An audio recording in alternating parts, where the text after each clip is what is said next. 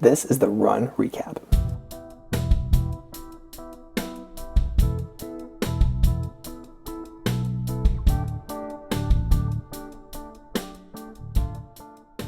Well, how was your run? Yesterday's or today's? Where should I start? All right, so let's describe with what. Yeah, well, yesterday. What yesterday was a paddleboarding and 4 miles, right? Yeah, yeah. So paddleboard to run four, Right. Okay. and yeah, out on Coeur d'Alene, and so lake paddling, and anyway, yeah, super cool. I learned a few things. Okay. First of all, that a stand-up inflatable paddleboard is the slowest way to move on a lake.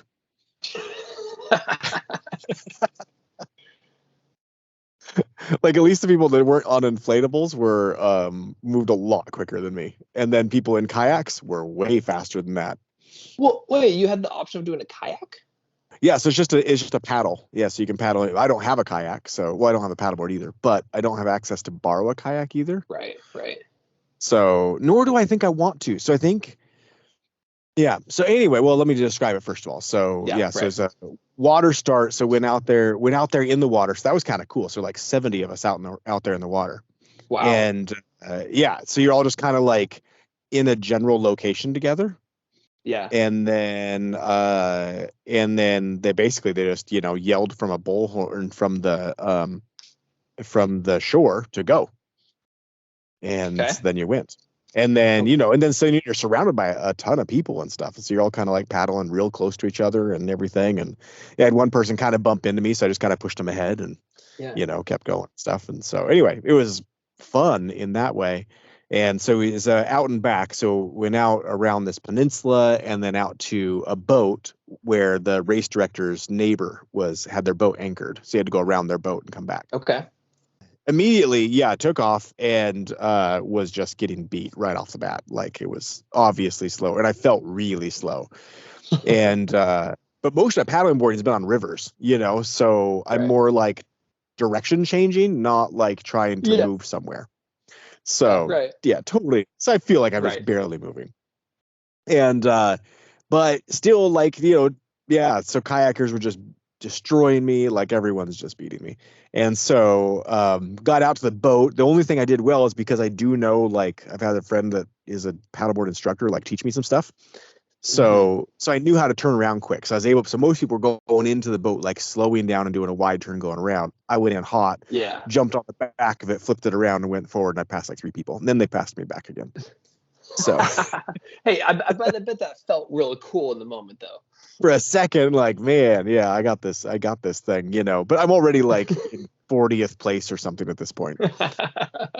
So Quick question, can the kayakers, do they have to stand up or can they sit down? no, they sit down. Yeah. So and paddleboarders can sit down too. Oh, okay. So there were some paddleboarders that sat down all the way and used a kayak paddle. Right. I would think that'd be really fast. Yeah, then you don't have to change directions. You're also better aerodynamic, which comes to the second part where I felt I was slow, then turned around and realized I had a tailwind even.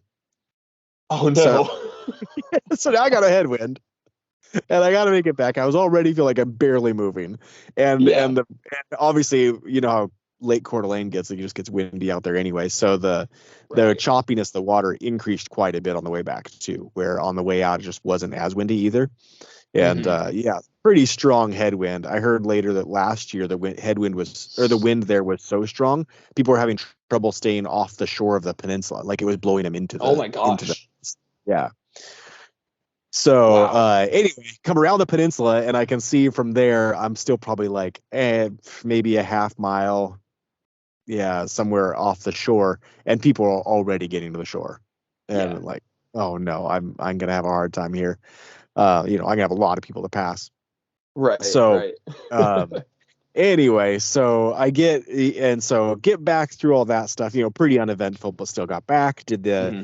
The change was good. You had to carry your shoes with you. They didn't have an exchange point. So I had my shoes Okay. in a dry bag attached on the paddleboard, popped out, slipped it off, and I brought a small towel to dry my feet off so I could put socks on. And yeah, all that was really smooth. And that was probably the thing I was most nervous about, was exchange periods could take so long, and I'm not very experienced with chain transition in from one thing to another. So Yeah. now the cool thing about it was I got off the water perfectly Mhm. warmed up. So I liked the Yeah. standing, is just it made me way slower. And but I could only imagine getting out of a kayak, and now I'm like, my legs are all crampy and stuff because I've been sitting, and now I got to run, right?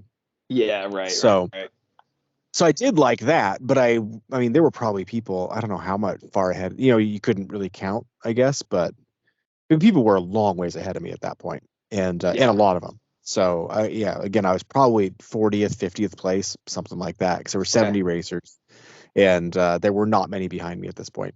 Yeah. So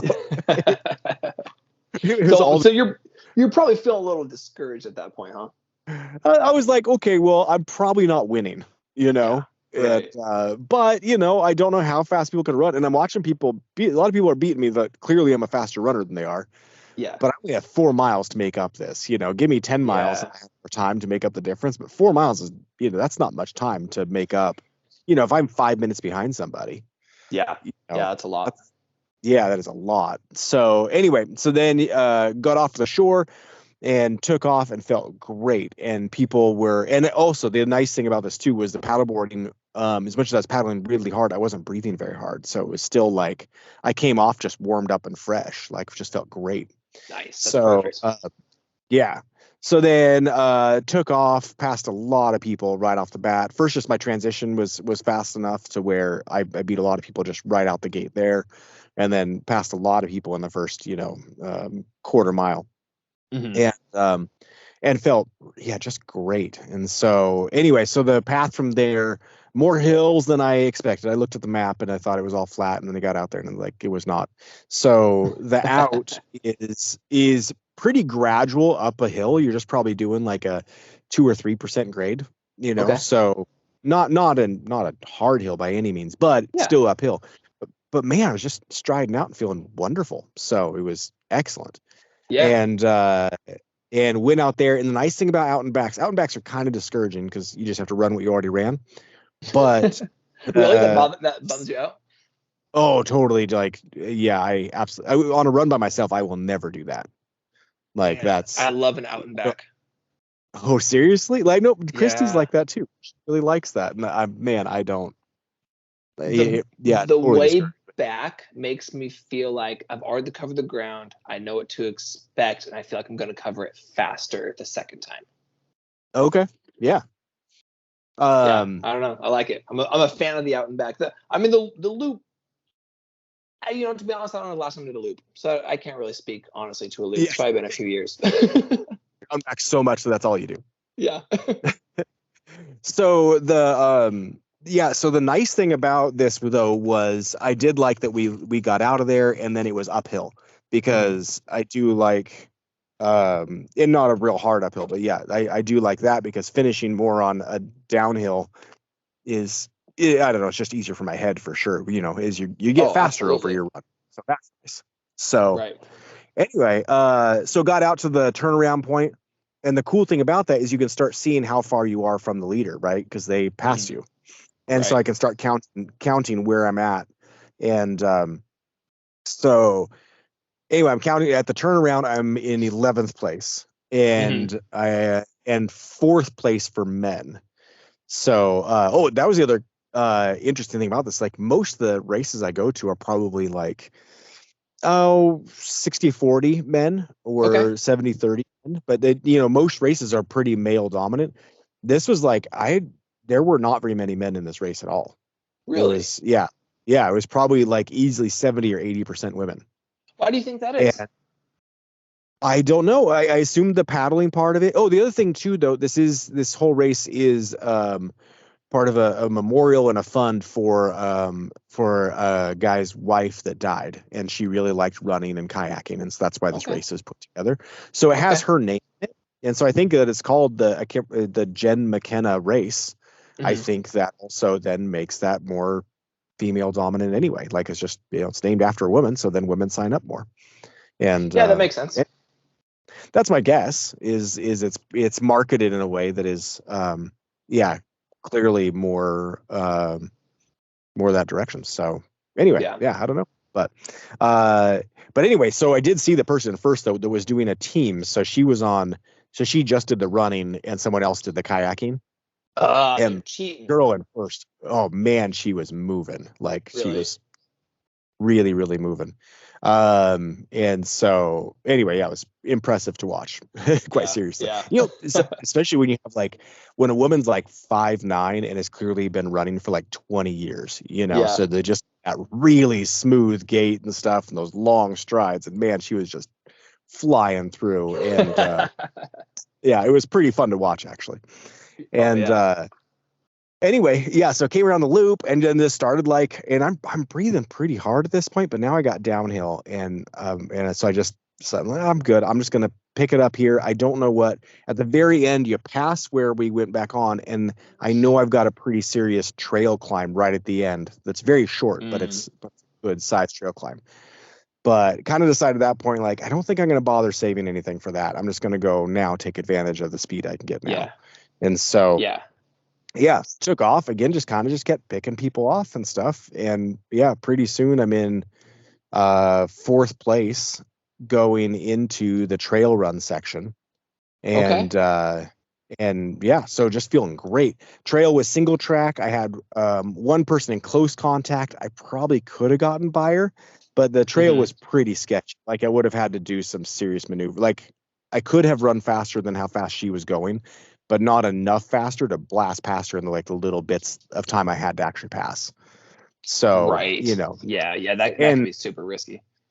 Yeah. So would have not only been risky, would have been kind of rude. And really, I'm not sure I was really very much faster than where she was at. Like it was pretty, she was going pretty close to the pace I was going anyway.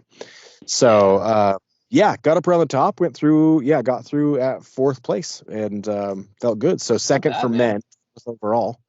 And then looked back at it and it's kind of cool. So they chipped the running part. So then they could tell you how fast you went in each segment. Oh, okay. And so for the running part, I averaged 6:45 pace, which is a little faster than I thought I'd do. I thought the paddleboarding would take more out of me and I didn't think I thought I'd be right at sevens, but I didn't think I'd average 6:45. Yeah, that's quick. And especially for trails. Yeah. And I threw a 6:10 in there somewhere in the middle. I saw you sent me that screenshot, and you at the time thought that 6:10 wasn't real. Well, somewhere in there, Strava also told me that I PR'd by mile at 450, and that definitely didn't happen. So amazing. I don't know, but then the distance and the times kind of lined up. So it's one of those just goofy GPS things. I don't know. I do think I probably ran if I averaged 6:45 overall, and I had hills that I was definitely nowhere near that pace. Then I think throwing a 6:10 somewhere in the middle would be pretty likely. Yeah, but especially I definitely you got a downhill somewhere, like a 6:10 makes sense. And it was a long downhill, so that it makes sense to me. A 450 for sure did not happen. Like that's not even close. There's no way I was under 6 minutes at any point. So yeah, man, it's so funny to look at pacing, like when you're looking back on a run, because I don't know how accurate it is, but like my Garmin will pace me like it has the stride variability throughout the run, and I'll see certain peaks where like fastest point, let's say it's like an average run for me. My fastest, let's say, will be like 5:15 or something. I'm like, I don't remember running that fast during that point. And 5:15 is very different than 5:45. Like that's not like you know when that happens because that's really fast. It makes me wonder, Mike, is it off or is it just because I took 3 steps going around somebody that was just really fast, and is it was that the 5:15 pace, like I just don't know enough about how they track that technology to know how accurate it is to the step, And different ones do it different. So I have heard that some of them are like, they average over like 10 steps or they average over. There's a period they're averaging for, and it's without knowing what it is. Yeah, because you're totally right. Yeah, did you quickly go around somebody? Mm-hmm. Yeah, you did go that fast for 3 steps. Yeah, right. Totally. Yeah, and that's all the technology stuff of like when you can. We have so much data to our running now that it's really fun, but also it's uh I don't know that it's always as helpful as we feel like it is. Oh, totally. Yeah. You Which know? is honestly, that's kind of why I don't like to look at it during the run. I like to feel my pace more than anything else. Like, feel the percentage of energy I'm exerting, and then try to feel like I feel like this pace is about this time, and trust that more than like checking like, okay, see, where did I pass what I think was a half mile mark? What's my time at that point, you know? Yeah. Oh, I think that's good. I have mine set to where I rarely use my watch because my GPS is so inaccurate with that one. Like I've Oh, had too many readings. They're just like, it's not even close. And then, right. so I run it off my phone instead, and then I have it tell me my half mile splits. Just comes through my Oh, headphones. that's a good way to do it. So that way I am getting a long average for sure, as long as, it's being somewhat accurate. And most of the time it's pretty good, but there's other Yeah. times that like it's clearly not. So, Right. Will it uh, tell you your like your half mile was done in this amount of time, or was it say your every half mile you're at a 6 minute pace or a 7 minute pace or whatever? so each half mile, so this half mile was at this pace, and then it'll Okay, tell, and so it'll tell you the half mile was at this pace, and then your mile was at this pace, okay, and then it goes to the half mile again. I see. Okay, that makes sense. Yeah. So the second half of a mile, you don't know what that half mile pace was. Right. You'd only know the full mile overall. And then I'm always doing, do you do that? Do you do a lot of math while you're running? I try not to look at my watch at all while I'm running. Okay. Because Yeah, I we've do talked that. about this before. Yeah. As soon as it tells me the how fast I'm going for the mile, then I start calculating, okay, then what was my second half of this mile actually paced at? So, If and the start few try to times add where I that up. do look at my yeah, the few times where I do look at my time or I glance at my watch accidentally, the math then starts. And then that usually it's kind of nice sometimes because that math takes, it takes me about a quarter mile to do because I'll Mhm. rethink it or second guess it or do it again and then do it again, So Right. sometimes it's a pleasant distraction, but it takes me out of the run so much. I really try not to Uh, if I can. I think it's a good distraction for me most of the time, unless it's a discouraging outcome. Oh yeah, that's not Like, good either. oh But man, I'm also running. you're doing That was really slow. you're also Sometimes that doing happens, for further sure. distances than I typically do. Yeah, true. Uh, Because if you're out there like at mile 5 or mile 6 or 7, like that you need that distraction. For me, I'm like at two and a right. half, and I just need to breathe until I'm done. Yeah, You and know. that's 2.5. Yeah, when you're doing 3 miles, it's kind of you're kind of wrapping up by the time you get going. Well, you for you. Like by the time I'm warmed up, you're done. you know, like I finally got in a rhythm. Oh no, I can't. Oh no, man! I wish it felt like that. By the time I'm done with my 3, I'm done. Yeah. Well, so anyway, so that was that one because that leads into then today's race. Oh, I got to give some background Yeah. on today's race. Okay, let's hear it. Okay, so first of all, I've noticed that at my current age, and we talked about this before, but like that my sleep directly correlates to how well I can perform. Like Right. it is so much there. I mean, it makes more difference than probably anything else I do. Oh, Uh, absolutely. and last night, Natalie woke up every 2 hours Yeah. and just like kept coming into our room. Hey, I need you. Can we like need to talk about something or whatever? But basically didn't sleep all night. Yeah. And so I didn't Which get more should. than two hours in a row all night long. Oof. And yeah. Then woke up with diarrhea. Oh no. Yep. And I'm like, okay, well, this doesn't work. Like I can't do this. No. And yeah, because I was in the bathroom like 5 times just while trying to get ready. Oh my And gosh. so yeah, so going through that, I'm like, okay, well, I'm gonna make my coffee and I'm gonna drink a little bit of coffee and see if that just like gets the rest of everything out of me, and maybe I can still do this. So you're drinking the coffee for its effects. Yeah, right. Trying to try to finish the job here. Yeah. So, hoping that that's the only issue I have here is that whatever's in me just needs to get out. Hopefully that's the Right. problem, you know? Yeah. So anyway, so I did that. I took like 2 sips of coffee and then couldn't have any more. And then I didn't eat anything because I just couldn't put anything in there. Oh my And, gosh. and then everything kind of settled down, but obviously I don't feel great now. And, Yeah.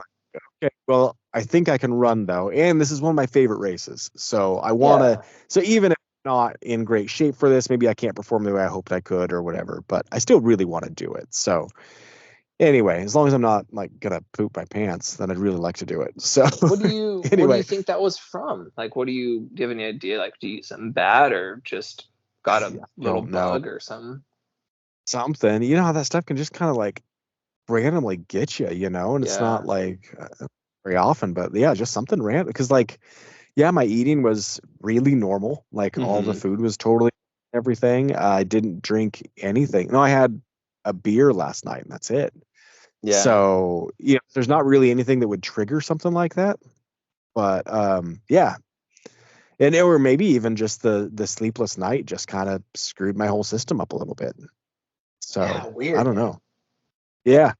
But anyway, had that, got to the race, and yeah, was feeling just kind of weak and all that. Real honestly, I think had I slept well and ate well this morning, I think I would have felt good for the race today because I was Mm. not feeling sore this morning at all. I was feeling just, yeah, I mean, a little bit. Like obviously I pushed yesterday, but it felt like, Hmm. oh, the day after a hard day, but not a day after I just like destroyed it. So I felt Yeah. good. Right. And anyway, so yeah, got there, still had to use the bathroom 3 more times before the race started. Oh my God. And yeah, so like still like, okay, I think I'm gonna be okay, but it still had to like keep doing that. And I got there like 45 minutes early just so I could, really assess the situation before going. Yeah. And Smart. so got all that going and yeah, and I was like, okay, I think I got this. I felt like I was completely empty, like I had nothing in me. Yeah. So like, Which is okay, not necessarily a great start to a endurance race. right. With if I'm gonna run this far, I sure like to have like a couple pieces of toast with jam on. Like Yeah. that. You're I had that 2 hours before, like that it gives you a little energy boost and you can do it. And no, just nothing. you went into an And, endurance race fasted. and not just an endurance race. This is the not only was this course hard last year, they changed the course and it was way harder this year. Like Okay, so the describe what the course is, just in case. so this is on Mount Spokane. Well, it's like last year it's on Mount Spokane and it starts at basically at the bottom of the ski hill. Okay, You take 4 miles to run around the back to the top of the ski hill, so about 2,000 vertical. along And like cat tracks and whatnot. yeah, mountain bike trails that are just Oh, okay. switchbacks the back and stuff. And so that's what it was like. So a lot of climbing right in the first part, but it was Hmm. up and down climbing. So you have a super steep section and then a little drop, super steep section. So the strategy that I did last year that worked really good was to walk those steep sections because they were like 7 steps. So you take Yeah. seven long striding walking steps, sprint the downhill, and then walk 7 more steps again, sprint the downhill. And so that's how you kind of Hmm. do all the way up the hill.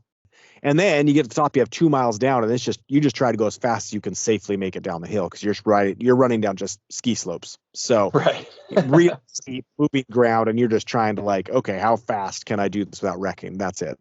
Yeah. And so that's how it was last year. And then this year I saw they changed it. And so instead, you're starting at basically well, you're familiar with the cross country ski area, but still basically at the beginning of the ski hills, so you're around 4,000 feet. And Yeah. then instead of up, it starts out running down. So you leave the cross country ski area and you go over to trails on the you go across the road that goes up the hill and you take trails then down all the way down to the entrance of the state park. So it's three Okay. and a half miles down. Wow. And it was like a lot of that you could really get moving, and then other parts were way too steep to get moving. And so anyway, so took off in that. I felt rough right off the bat, but I put myself because I know I've got a lot of single track here. There aren't many places to pass people, so I need to get in the spot where I should be. There was one guy that was clearly really fast. He was out in front, like I'm gonna let that guy go. That's you could tell by his stride right off the bat, like I'm not gonna run with that guy. So let him go. Everyone else kind of looked like in my range. One of the guy even had trekking poles, and he took off faster than me. And I'm like, okay, well, I'm catching the guy with trekking poles. Yeah. Because it's only Weird. a 10K. When it's a 25K, that's very normal because you're doing a lot of hill walking. And okay. Yeah, so it can really save those legs on really, really steep hills. So yeah, you can just take some weight off your quads. Interesting. I honestly never thought about that. Yeah, if you're doing 25K, 50Ks, those ultra runners, if you're doing an ultra run and you're summiting multiple mountains, where you're doing, 6,000-7,000 vertical or something, they could come in really handy. And you're never running that fast, so they're not really in the way, because that's not, your fastest mile is probably 11 minutes on those runs. So it's fairly normal, unless you're like one of the elite guys. But for most people, they're running 10, 11-minute miles as their averages on their fast miles. Okay, that makes sense. So anyway, so the downhills though were technical and they were work, and my heart rate's right up in like 165, 170. Like what, right off the bat? On the downhills. Yeah. So I made it like through the parking lot, but as soon as I got into the technical hills, it was just so much work to get my feet in the right spot and keep moving around and stuff. And like that was so much work. And at this point, I'm in 5th place. Okay. And a guy jumped right in front of me, like going right into the single track, and it worked really well because actually I just basically stayed right off him and just watched his footwork and followed it. And so that can be helpful. When you and I have done a lot of trail running, that being the follower can sometimes be helpful because then like you can tune out whatever distance is happening and you just watch the steps and where their foot places, and you're like you get in like this weird almost meditative, like zoned out state. Totally. I wasn't watching the trail at all. I was just watching his feet movements, and he was clearly good, so I felt real comfortable doing that, And so anyway, so we're cruising down this thing and everything, but I am feeling, and on the uphill he keeps pulling away from me. On the downhills I keep coming right up on him. And so I still had like a little bit of inclines here and there, and then it go down again for a while. And anyway, so got a long stretch of downhill and I blew by him. And because I thought, because it was just like, okay, I can let go more than he can through this stuff. So I'm going to get this thing moving. So so I took off real good. So now I'm like in 4th place. And then I'm thinking like, okay, the next guy ahead of me is a 12-year-old kid. I'm catching a kid. Yeah. I mean, man, skinny little legs. I mean, imagine a 12-year-old runner kid, right? Like he's right. He has no muscles here at all, and he's doing really good though. And it's normal in these races though. You get some younger guys that they just don't know what they're in for. So especially on the downhills, if you have a downhill start, they'll be up right in front because they just start in front. They get excited, and then you beat them like 2 miles in. Then and they have to walk a whole bunch, and so that's what's normal. So I'm expecting that with this kid. Yeah, and he just keeps staying ahead of me through all the downhills. Wow. And I'm moving as fast as I can to try and like take advantage of these downhills, but at the same time also knowing that every bit of downhill I do, I have to go back up. Right. Because it's a loop, and so not this, it's not now back, so I have to run this exact hill, but I have to get back to where we started, and I'm going down a lot of elevation here. So it's just moralizing the whole time, still trying to save a little bit. Like my heart rate's up there. I'm like, I still have a massive climb to do after this. Right.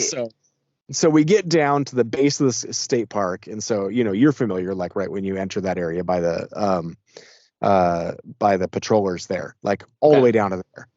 Yeah. Then we cross the road and we head up some mountain bike trails that I'm real familiar with, and they're real technical mountain bike trails. And so I was also hoping it was 3 miles down, 3 miles up. It's not. 3.5 miles down, 2.5 miles back up. So way harder hills going up because I have to do the same distance. Less distance, but it was really steep. Yeah, I got you. So, um, yeah, so we're cruising up that thing, and it didn't have like the other routes that we did where it had like kind of it go up and then like a little down, a little reprieve. No, it was either really, really up or not as much up, but there Oh was man. no reprieve for 2.5 miles, like it Yeah. just hard as can be. And man, everything's just hurting and stuff. And but still, I'm catching the kid, and I'm gonna beat the kid. And get myself.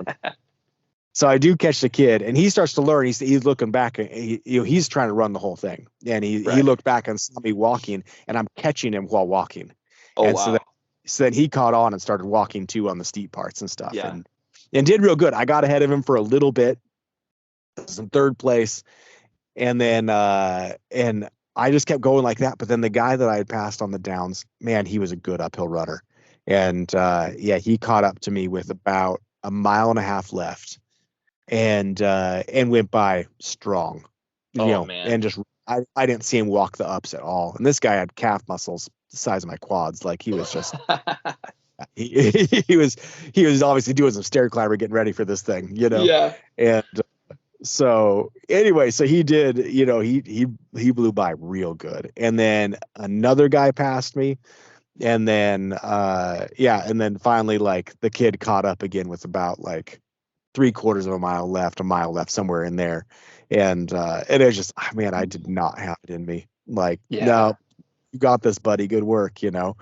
And so anyway, yeah, I came through the finish line, felt good and everything, but it was yeah, it was first of all way harder than I expected. Of course, when I was looking at the map, trying to figure out where it was, I'd like, okay, that looks pretty tough, but I don't think it's as hard as last year. And it was way harder than last year. And Sounds then like it. That sounds brutal. and oh, it was just hard and then got hard. It wasn't fun. Where you're just like, oh, that's a fun section. I liked how that was and that kind of thing. It's like, no, the downhill was really hard. The uphill was Yeah. really hard. And oh, just rough.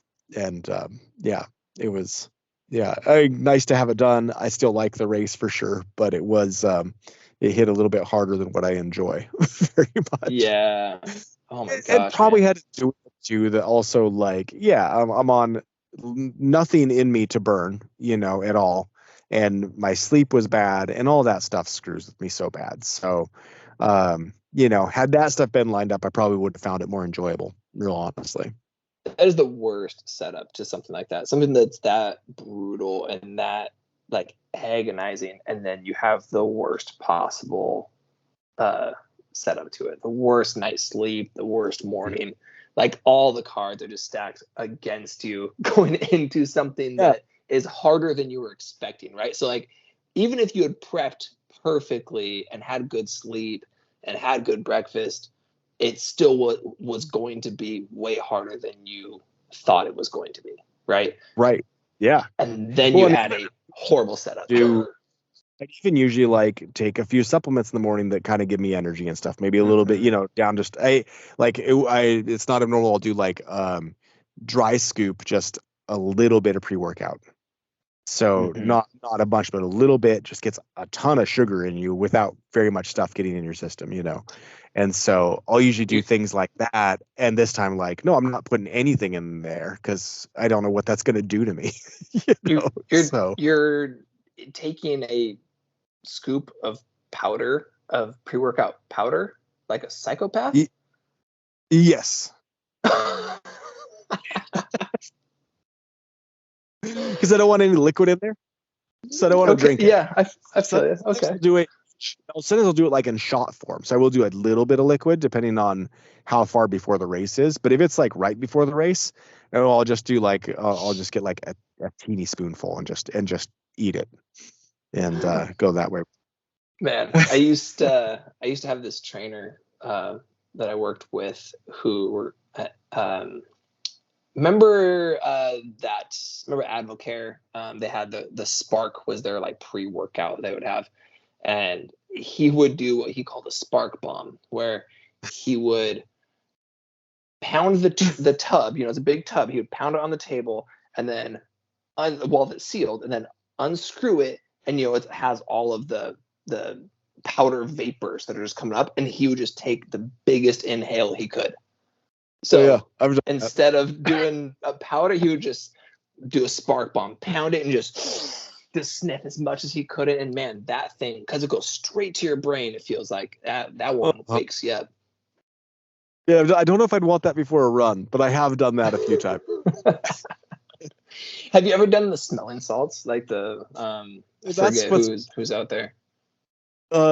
Christy just saw that for the first time today. She was watching like some lifting videos, and they were doing smelling salts. It's like, what are they doing? I'm like, well, it's this thing. She's like, oh, well, that's crazy. She's like, and then like 5 minutes later, she's like, where can we get some?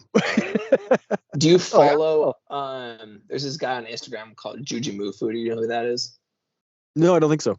He is, you should look up his account sometime. It's hilarious. He's this bodybuilder, fitness enthusiast, who his claim to fame, not claim to fame, he got super famous real quick because in his apartment he did the splits on 2 chairs and then overhead pressed a barbell while in the splits. Like I think I've seen that. Yeah, I mean, it was years and years ago. And then it was probably like, I don't know how much. It was over 135 for sure, though. You know, so it's a lot of weight in the splits. He does overhead press. Anyway, that kind of blew him up, and so he's built this whole business, and he's really impressive. He's gotten incredibly huge. I mean, he's gotten all into the bodybuilding stuff, and so his whole private gym is, you know, every single isolated machine you can think of, and he's gotten huge while maintaining an extremely athletic and flexible body. Like, he can still do the splits and do all these crazy flips and stuff, which is just rare for someone with as big of muscles as he has. Anyway, he has his own line. You guys like that now? I've seen that a lot. These guys that are massive and then can do standing backflips and stuff like that, and like they kept their mobility, and that is amazing. And even some are fast too, and you know, and here they are carrying so much more weight, you know, but it's pretty rare, but some of them do it. Anyway, he has his own line of smelling salts. Okay, so that's where we can get them. Yeah. It's something he came up with. I saw on Joe Rogan's podcast. He does them every now and then on the podcast. It's hilarious. I've never done them. I'm not sure I want to. It looks really intense. It looks rough for people that are used to having rough stuff hit them, and then it still was rough on. Like, okay, well, that's not me. So I don't exactly. It'd be interesting to do that before. I don't know that it'd be helpful at all in a race that's an hour long. No, because the whole thing is it spikes your, I don't know what it does, but it spikes your, like, maybe it's not adrenaline, but it does something to your nervous system in the moment, but it fades super fast. Yeah. So it's not long lasting. In an endurance situation, it wouldn't be helpful at all, but in a lifting, you know, a max effort, you know, you got to lift, you know, 700 pounds one time, you know, it'll probably give you a little bit kick over the edge. We had side story in the gym one time, we had this kid pass out he like low blood sugar or something. It happens every now and then, but he passed out, and he was on, you know, one of those machines where you put your elbows, we call it like a Roman chair. You put your elbows on it, you do like a leg lift, for example. And usually you can like do dips on them too. Anyway, he was kind of in there doing something. He was starting to fade. And one of my trainers was talking to him, and then he just like, he's propped up with the where you put your elbows are kind of up into his armpits, and he's like kind of collapses, like just standing up, full passed out. And we're trying to wake him up because we don't want him to fall, but he's pretty wedged in there. And like one of the guys is like, you know, tapping him on the cheek, you know, trying to get him to come to, and like kind of hitting him kind of hard, and nothing, just totally passed out. We go and we have smelling salts in the gym, like those old school ones where you snap them open. Right. And so we snapped those under his nose, thinking he would come to, nothing. Whoa. Just out cold. It took him, I don't know how long he was out, but he was out for it felt like 3 whole minutes of just like unresponsive. And then finally he started like coming to, and he's like, oh wait, what's going on? You know, like I have no idea what was happening. Did nothing for him. That That's it was great. surprising because like we could smell the smelling salts in the whole gym, like or the Yeah. gym, especially at that time, was pretty small, and there was what was it 1,200 square feet or something, and as soon as you popped them open, like the whole gym could, it wasn't strong, but you could definitely smell them. If the race is the same next year, what do you think you're gonna do? Um, I definitely need to train different in order to handle, and I don't do very many races that have inclines like that. Mm-hmm. But 2 months before, I needed to be doing, like I did. Well, I had the plan and I successfully did my plan once. So, but I need to get on the darn stair climber, Yeah, and do that, probably real seriously, probably twice a week, 2 months before the race. yeah, And that would probably, and run some hills, but really these hills they're steeper than anything I've got around. So I don't have anything yeah, nearby to train that way. And so I think you hit the gym and do it that way, and still hit like my regular hills and stuff like that too. yeah. But I mean, and um, the thing though is that course is accessible, right? So you could 2 months out, once every other week, go up and run a portion of those mountain bike trails. definitely could. Yeah. It'd be In that terrible, particular but part, yeah, it would be horrible. Like I just wouldn't want to. The other side is that this is a pretty serious downhill mountain bike area. And oh, okay. so without them closing off the course, it'd be really dangerous to run it. Oh, I see. That makes So sense. Yeah. yeah, because guys are blasting down that pretty quick. So Um, I um, totally get that you're scared. That's fine. yeah, well, and that's what I'm just making excuses a year in advance is what's really happening. Yeah. Well, you got to prepare your excuses early so that you have them solid when you need them, so they're in your back pocket, that you've vetted them completely. And so they're ready to go. Right. If you keep repeating them, they become true. So Well, that's the key. obviously. She say it enough times, and then yeah. But what about nerves? You sent me a video before the paddleboard one, about being like really unassuming and relaxed. How do you yeah, how do you deal with any nerves lately? doing with nerves. Yeah.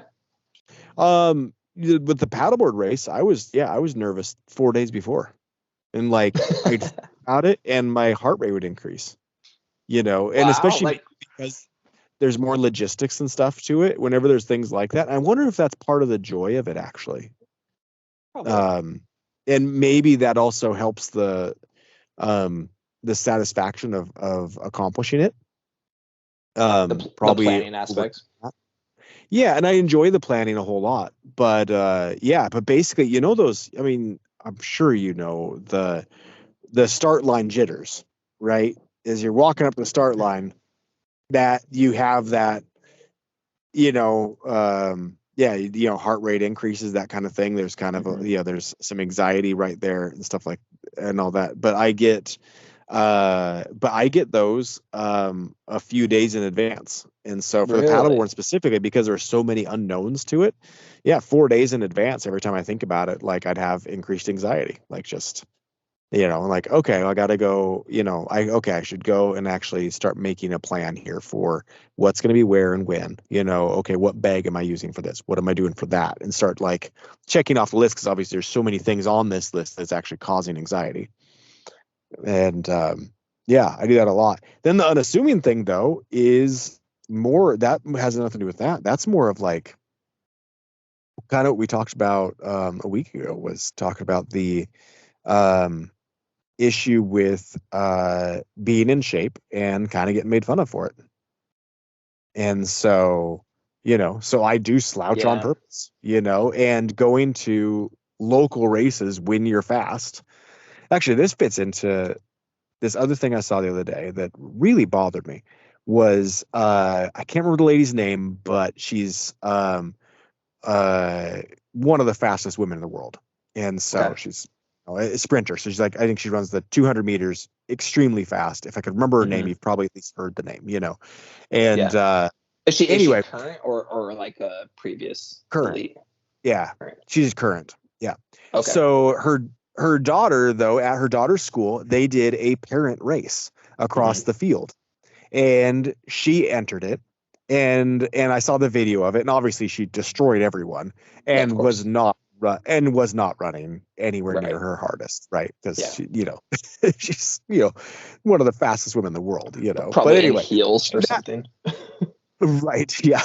But then people asked her afterwards, like, why did you enter this race when you're one of the best? Yeah. And I'm like, wait, a school's having a race for parents to come out and run, and because she's good at it, then you're going to question why she would do it?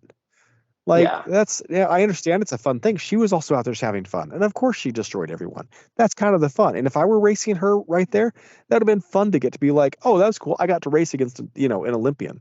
That's cool. Yeah. You Yeah. know, It's I know I it's wasn't a going to win. That's just fun.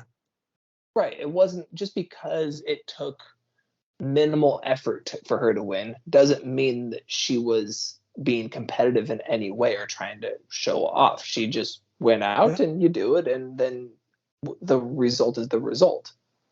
Yeah.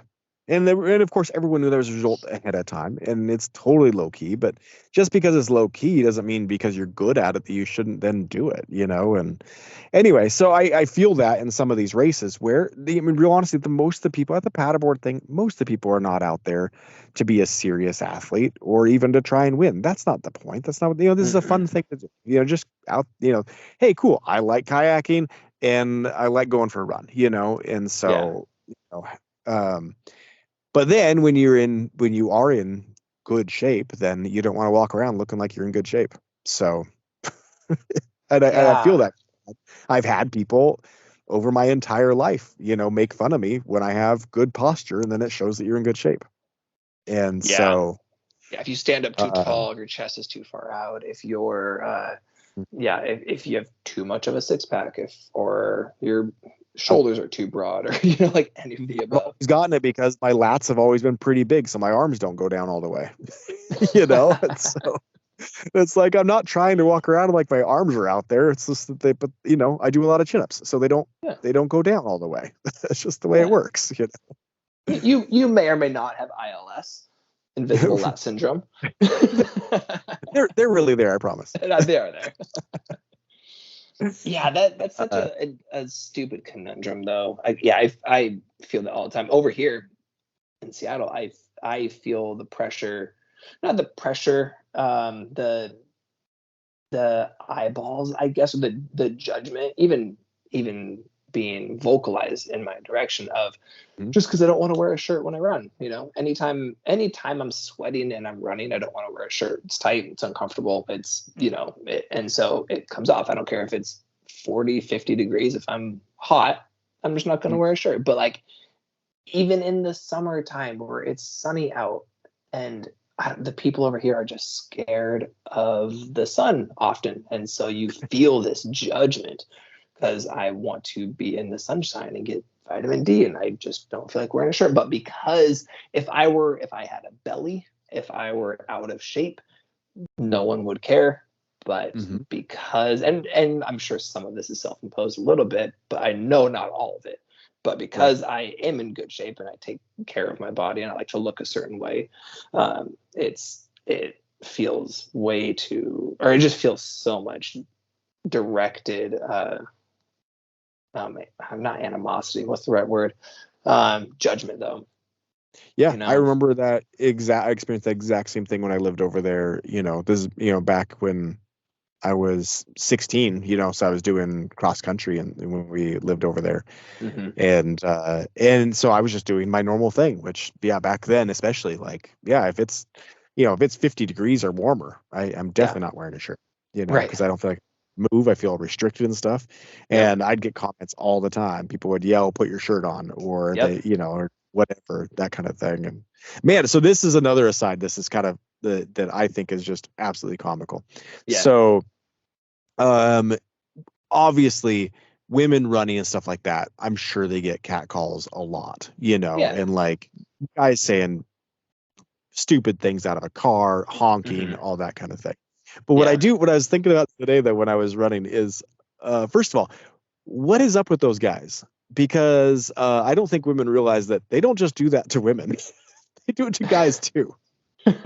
How many times have you had a guy yell out the window while you're running down the road, or honk a horn while you're running down the road? It's not anyone I know. It's just No, like it's that same kind of guy that like, hey, there's a person doing this thing, and I'm sure there might be different intent for women, but I yeah, think the cat call guy is the cat call guy, and I think he cat I calls think everyone so. because I And get it all the time, and it's not from women. So I think you're right though. I think it's the person and maybe where they're from where it's just more normal. I saw that because honestly here it doesn't happen at all.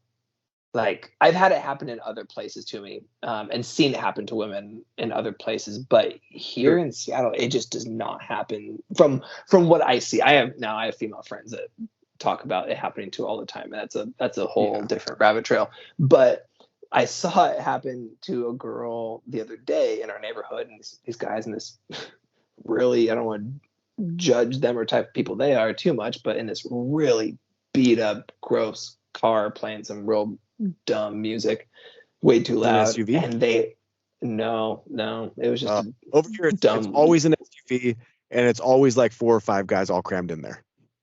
yeah, which And it which creates lets an you energy know, where someone's got to yell out yeah, the window. someone's got to yell something to show to their friends that they're, it's either a joke or how cool they are, right? No, but these guys, like Something. this girl's walking up the street and they honked. I don't even think they yelled anything out, but they like, no, they must have yelled something out to make it apparent that it was her. But like they honked 3 times, like said something, and Lisa and I were both just stopped and we're like, really? You what are you trying to accomplish by that? But I think that when you come from a city or a culture where that's just so common, it's probably not a thought out process. It's probably not that you think anything's going to happen. It's just a honk and a word, and like Yeah. almost this is giving them way too much credit, but it's almost like giving appreciation. Was it which comedian you probably recognize it? And I can't place the comedian. I mean, I think it might have been Seinfeld that said, sorry women, this is the best ideas we have. Yeah, I think it was We're gonna Seinfeld. drive Like, what do by. you expect? So we're honking. We're hoping that works. We don't have better ideas than that. It's the best we could come up with. We're This- sorry. Just, this is the way it goes. yeah, this is what we got. Sorry, that is as smart as we are. That's just how it is. uh, uh, yeah, that's funny. Back to the nerves thing. Yeah. Um, it's interesting that you mentioned that because I haven't done a race of any kind in so long that it's hard for me to remember what pre-race jitters feels like. And all I remember and what I can equate it to from doing like when I would play music a lot and doing live shows is I would just get really, really tired. Yeah. And I remember you describing something like that when you were in high school, like pre-race, where you'd like fall asleep or something before a race. In high school, that would always happen to me. Yeah, and I Yeah. think that I think it's the adrenaline spikes would Hmm. make me tired, and I know you and I both have that where adrenaline doesn't make us jittery. Yeah. It causes more of a calming thing, which is so we're probably some kind of spectrum somewhere. But yeah, but that's right. You mean like a psychopath is what you're saying. Yeah, so there. I don't know which spectrum we're on, but we're on one. I had a coach, I don't remember who it was or where it was, but a pole vault coach somewhere tell me he was trying to get me psyched up for a meet or something. I don't know. And he was telling me to get mad about it. I'm like, that's just not going to work. I'm like, that's not going to happen. And in fact, I'm intentionally trying to calm myself down right now and like get to a very zen state. And so I think that's the opposite of what my body wants to do. Like I can feel every muscle in my body just kind of like toning down, like taking it down like 3 levels. And so I guess how some people could use the adrenaline of anger to fuel a performance, but man, I've never felt that. Yeah, I think that works for a lot of people. And yeah, I don't get that either. It doesn't if anything it puts me not in a controlled state, so now I can't perform very accurately. Yeah. And so, and I've definitely had times like that where I was just frustrated, so I'm just gonna like do this or whatever. But then I didn't manage my energy properly, and I definitely performed worse. And Yeah. and you could do that with wrestling. You could use that, and I never found being angry at my opponent was helpful at all. You Right. know, you could still exert maximum force without any anger being involved. And I found that way I could be smarter about it that way. And as soon as I got angry, then I become dumb, and then I'm not doing a very good job. Well, especially with wrestling because it's so methodical. You need to be strategic, right? But yeah, totally. But a lot of guys, I think that they could go on autopilot, and the anger would fuel them, right? And no, Mm. I never found that useful for me. But I think that was more normal than not. Yeah, that doesn't equate to anything I've experienced, you know, where Yeah. it would be helpful at all. Well, so how much I think I've seen you do this, and so, but it's almost comical how badly I do this.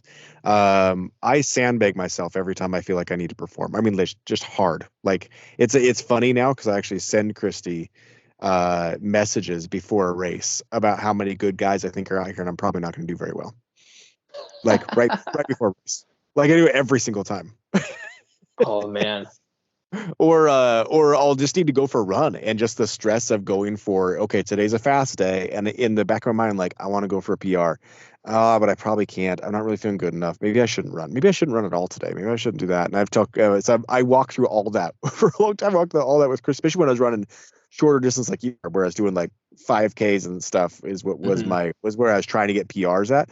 Yeah. And the race, and when I go and do those, even by myself, they're over so fast that I know that the mistakes I make in the first half mile would then make it so it's a wasted run if I'm going for PR. Because like, oh, if I do that first half mile wrong, I then don't get to have a PR today. And and that alone, which is man, that sounds extra stupid to say it out loud, but that would then cause enough anxiety to where then I would sandbag myself before going. And yeah, kind of try and talk myself out of running. And Christy's finally like, would you just get out the door? Just go get your Man. run in. Yeah, Okay, that's fine. rough. But I'll spend like 15 minutes talking myself down and then go out and do it. Yeah, And I've done similar things, but never to that degree. I've my internal dialogue is always way more. Uh, I get ahead of it by never intentionally planning to PR or go fast or anything, at least most of the time. And then, but it's, well, I guess that's not entirely true. It's like I know I want to go run fast or do a PR or try to, I'm going to go run warm up mile, then do a fast mile for time and see what I can get. But going into it, I still have to. That's why I would do a warm up mile, is because I yeah, can still then bail at any point. I'm like, oh, I'm just gonna go and warm up, and we'll see how it feels, and maybe I'll run fast. But then in the back of my head, I know that I have this plan. I'm gonna go and I'm gonna run as fast as I can for that second mile. I'm trying to get a PR, but also the words I'm saying to myself are just like, oh, it's whatever. We'll run fast, and maybe it's good. Maybe it's not. Maybe it's slow. I'm feeling kind of tired today. And so I think that's my version of it. Whereas the truth will be in the back of my head, but my internal dialogue will still be sandbagging me. what I feel like I watched you do in high school, and correct me if I'm wrong, but I feel like what I watched you do was you needed to tell yourself you don't care. So then you could go in order to lower those nerves. Like, I'm good. I'm just gonna go out there and do my thing. It's fine. I don't really care too much. I'm just gonna do that. And I think it looked to me like that was like a lowering the nerves kind of a thing, Mm. subconsciously. It probably was. That's a whole. But we'll have to unpack that one at a later time Okay. because my psyche in high school was very. Looking back on it, there I was sabotaging myself in a lot of ways, but also not. So the quick version is I just never thought I was very good, Mhm. while simultaneously knowing I'm winning everything. Right. So my freshman year just messed me up because the top people were the best in the country. Hmm. And so the heights they were putting, putting up were so good that by the time I got to, junior, senior levels, and I wasn't hitting even close to those marks, I'm like, well, I'm just not that great. Yeah. I'm not even hitting where the other guys I was coming up with were doing. So I just must not be very good. It just happens that the rest of the field sucks also. Mm-hmm. It's like that's what I was contending with all of high school, is that I actually didn't think I was very good. But, I also knew I was good. I've never been delusional about my athletic capabilities, obviously. We know I'm we know I'm have an ego to a fault at certain times. But in competition setting, I would definitely I think it was a way of calming nerves. And like I said, I think there's a deeper dialogue we'll get into another time. But part of it was for sure that I actually didn't think I was very good, even though I knew I would probably win. Mm-hmm. Mm-hmm. So that's an interesting dichotomy. Yeah. Well, it's something that you face all the time, and the whole concept even of what are you good at something, is like that's a question I deal with all the time, how to answer that question. I run into that with snowboarding more specifically than anything, because it's just a technical thing, and but running to a lesser degree, it's just not something that I'm doing with people very often. But Yeah. But you get that, are you good? Well, okay, well, who am I comparing to? Because Right. are you That's good? always the problem. It is a comparison. Okay, well, compared to, okay, so for instance, these two races I did, which were, both good races and had some very good runners out there. Not a lot of good runners, but a few, And so in these races, am I really good? Yeah, for sure. On the other hand, Cherry Picker's Trot, which, is a little local, really cheap race, but all the good people in Spokane show up. People don't travel for it. Still just Spokane people, but all the good people show up. And I'm lucky if I can see the front guy within the first mile. Like that is because they all get out there, and man, they are. If I'm in the top couple hundred, I'm happy. But I'm not. Yeah, I'm not doing well in a race like that. And then you go to like a Bloomsday thing too, and it's like, oh, if I'm in the top 1,500, I'm stoked. Like that's where people are actually traveling to put up good times. Yeah, some really good racers are traveling out there, and all the good runners in Spokane are showing up for that. And so not only traveling, but there are a lot of very fast people around here, and fast people in my age group too. It's not even just like, oh, I'm all the high schoolers beat me or something. Like, no, there's some guys in their 40s that are putting up times way faster than I was doing in high school. Yeah, I think that was a very good a good lesson for me in college, and for most collegiate athletes, is you were really good in high school, and that doesn't mean anything anymore. Like basically pointing out that there's always someone better than you, unless you are the gold medalist at whatever race you're doing at the Olympics. That is the only time you will ever be the best at something, and even that is fleeting, because you only be the best for that moment. There's still going to be someone better. We call it that and everything, but I wouldn't even say that, because what guys are out there that just didn't go to the Olympics? Right. Well, I guess that's the whole Jerry or the Langren timing issue back in 60, or what it was, 69 or 68, I think. 68. Yeah, where he rolled his ankle the day before. Rolled his ankle the day before the 5K, was it the 5K at the Olympics? 10,000 meters. Yeah. 10,000. It was the one where Billy Mills won. Yep. And Billy Mills' time wasn't even in Lindgren's top 6, top 10 times or something that he had done. And he still got 6th on a rolled ankle at the Olympics. And I was like, okay, Billy Mills, best in the world. Well, not really. He was the best that time. Many other guys had that also, where it's like you got guys in, all over the world that are training and are really fast. It's like, well, what guy there woke up with diarrhea? Right. Right. Yeah. And all of a sudden, no, you're not going to perform well that day. It's just not going to happen. Oh man. Yeah. For a lot of people to understand that just because you're good does not mean you are the best, and there's always someone better, and chasing the best can be such a detrimental activity. Like, you need to be real happy to just try to improve yourself and where you're at and be comfortable with that. I have so many clients that struggle with that like on a daily basis, that they think they need to improve their athletic ability or their strength capabilities every single time that they're at the gym. And I'm like, you don't realize that that's one, that's not how you get better, but also that's never sustainable. Like, you're chasing something that's not possible, or you're chasing some Instagram person, or chasing me, to be honest, and that's definitely not going to be possible, because we're two different people with two different backgrounds, and that's just, it's not going to work. You're going to be frustrated and disappointed all the time.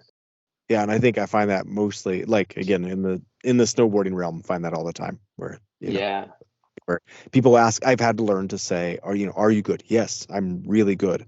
Also, I can show you 10 guys better than me any day. Well, the and not snowboarding, I can show you 10 guys better than me at a certain discipline on our local mountain every day of the week. Like, look, say what that guy just did. I can't do that, and I never will be able to. Yes, snowboarding is so interesting, because people ask that, like, well, not to me anymore, but when they used to snowboard a lot, like, oh yeah, how good are you? I'm like, well, that's a dumb question, because depends on what we're doing. I'm like, I don't know. Like, what is good? Snowboarding is fun. And what am I trying to do? Am I trying to be, there's certain aspects of it that I'm trying to be good. Other aspects, like, I'm just trying to enjoy the snow here. And so, like, am I better than you at tree riding, or vice versa? Well, that's not even quantifiable. No, we're both taking a different look at this thing. We're both, expressing ourselves differently. Like, there is not a thing to determine who's better than the other person. That is getting down first better. That person took a straighter line, Yeah, man, that is something that found fun. That the person that found all the fun through there. And like, like Drew and I ride all the time, and Drew takes his time down and finds all the cool stuff all the way down. So I beat him down the hill by a long ways. That doesn't mean I'm better. That just means that I beat him down the hill. He found 17 more jumps than I did on the way down.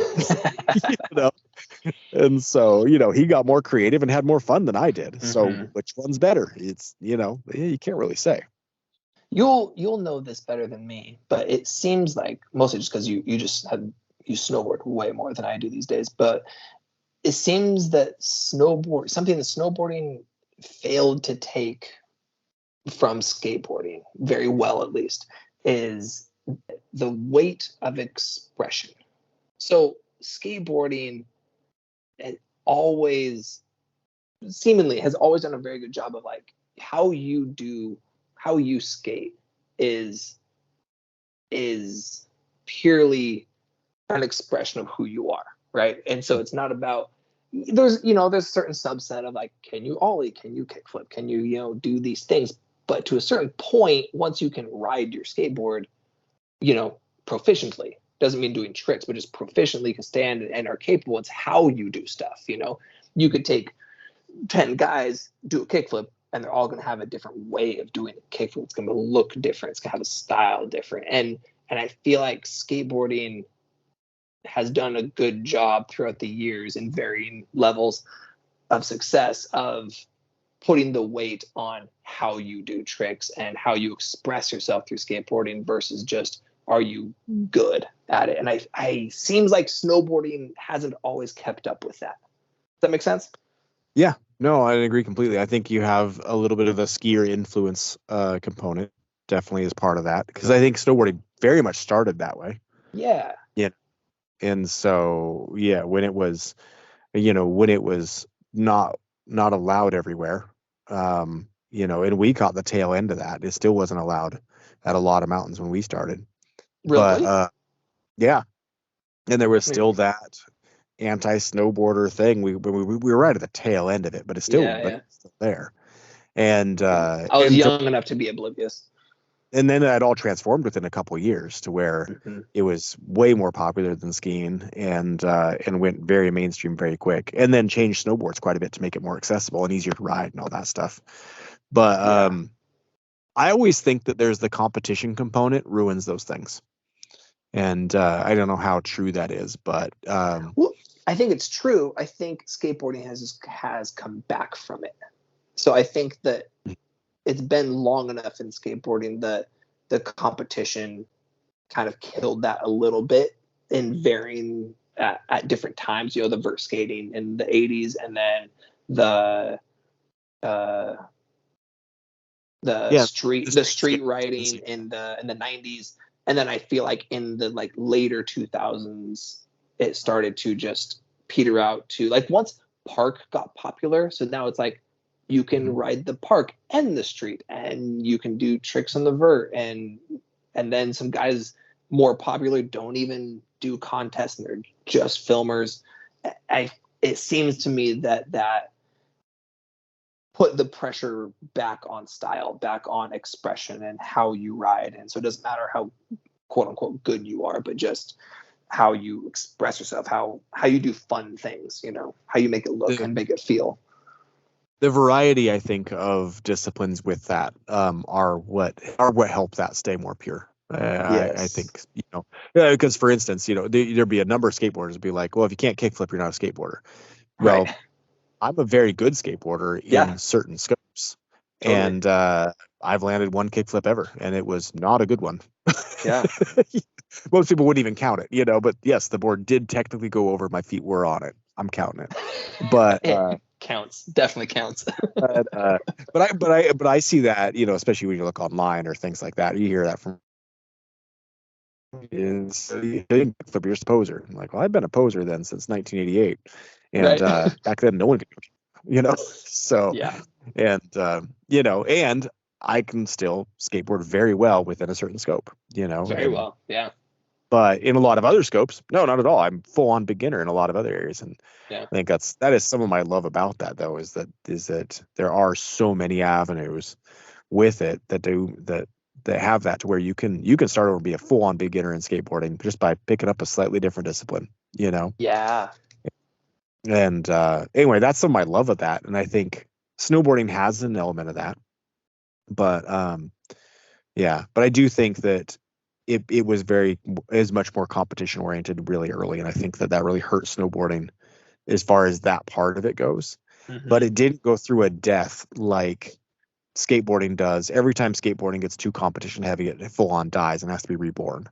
And I don't think snowboarding does that, probably due to money, right? Like there's just too much money backing it to prop it up, and to I don't know, that's not a fully formed thought. Well, but kind of out of necessity, because the money, not only the money propping it up by the brands and inherent competition, you know, with the X Games, the Olympics and stuff, but with the capacity to participate, right? You have to have a certain amount of money to do it.